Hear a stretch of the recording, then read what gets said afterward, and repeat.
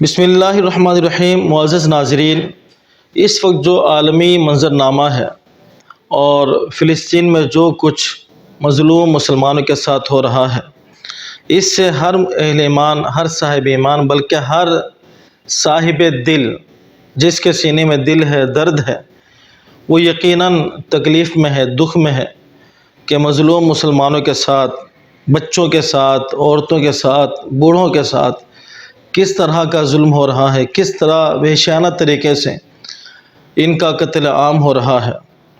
ساری دنیا سے آواز اڑ رہی ہے، لوگ پریشان ہیں کہ اب ہوگا کیا۔ تو اس کا حل قرآن مجید میں موجود ہے۔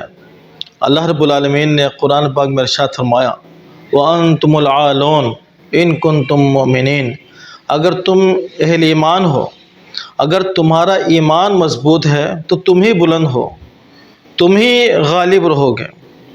تو غلبہ تو ہمیشہ اہل ایمان کا ہی ہوتا ہے، اہل ایمان ہی غالب رہتا ہے، صاحب ایمان ہی غالب رہتا ہے۔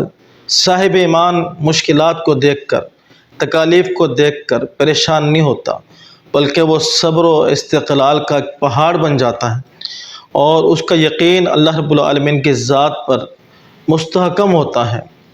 اور بیت المقدس مسلمانوں کا، اہل ایمان کا جو قبلہ اول ہے، اس سے متعلق پیارا آقا کریم علیہ السلام کا واضح ارشاد ہے کہ قیامت سے پہلے 6 جو بڑے واقعات ہوں گے، ان میں ایک بڑا واقعہ جو ہے بیت المقدس کی آزادی ہے۔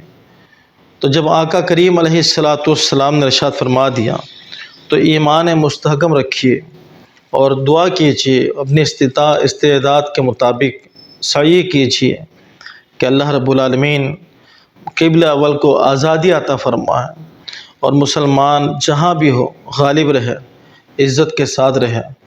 اللہ رب العالمین ایمان پر استقامت عطا فرمائے۔